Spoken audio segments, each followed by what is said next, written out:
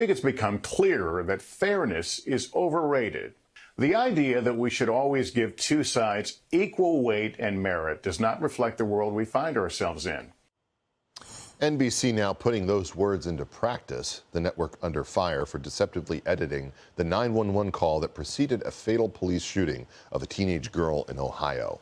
Police body cam video shows a Columbus officer shooting 16-year-old Ma'Khia Bryant as she was lunging with a knife at another woman. But the part of the 911 call that NBC aired left out the part about the attempted stabbing. Officer Nicholas Reardon, who joined the force in December of 2019, was responding to a 911 call. We need a police officer here now. And here's the actual 911 call. These grown girls over here trying to fight us, trying to stab us, trying to put her hands on our grandma. Get here now. Have you seen any weapons?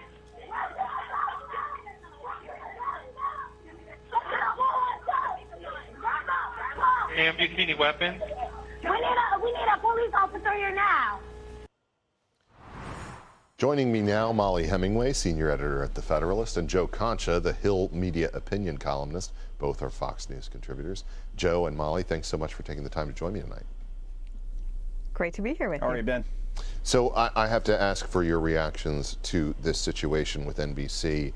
It seems to me that so many of our corporate media entities out there are interested in fomenting racial rage as opposed to actually depicting the true story about these different events that happen that certainly are concerning, but are not depictions of race-based violence on the part of the cops against various people in America. Molly, what are your thoughts on this?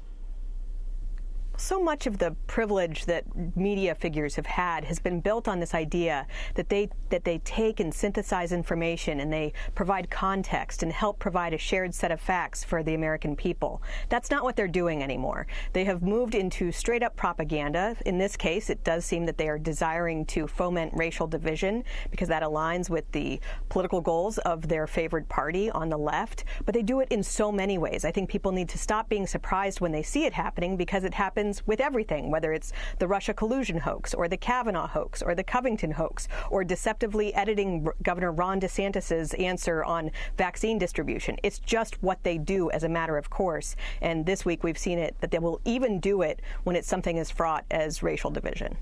Joe, I think that this is a situation that unfortunately doesn't seem like it has any real solution.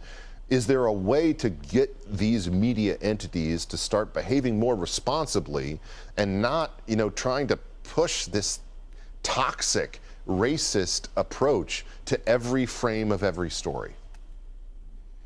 Then they got to be called out, but they got to be called out by their own. I want to see the op-eds in the New York Times, in the Washington Post, by CNN, people they don't expect to criticize them, NBC in this case, because that's the only way you're really going to get their attention. You mentioned about how the media is serving to divide the country further. Oh yeah, Gallup had a poll last year. 83% of Americans believe that the media bears the blame for division in this country. Think about that for a second. In 1976, media had a 72% approval rating in the Cronkite era. So today, NBC had to put out a statement to apologize for not issuing that full 911 call, because that's the real context when you hear a girl pleading she's trying to stab us, or when they actually edited out the knife in the hand of the attacker in the original report. We should have seen apologies. We should have seen retractions. We saw nothing. All we saw was punditry on places like MSNBC, which seemed to actually justify knife fights going on between kids. This was a one-way knife fight, A, and B, there was actually a 13-year-old girl in Cincinnati that was stabbed to death by another 13-year-old. This isn't playtime now, and this is a very serious situation that we have here in terms of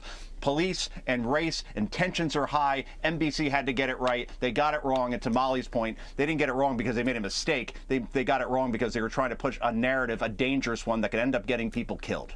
You mentioned that commentary on CNN and MSNBC. Let's run that and get some reaction. What if it were your daughter? What if it were your child? What if it were a member of your family, your neighbor, in a essentially a teenage fight, a schoolyard fight? I remember fights in even high school or even younger than that, where a kid brought a penknife or something to school and teachers were able to defuse that and they didn't have guns. Molly, I listened to this and it seems so deeply unserious, but also it's gaslighting. It's trying to make you believe something that is at odds with everything that you see in front of you, isn't it?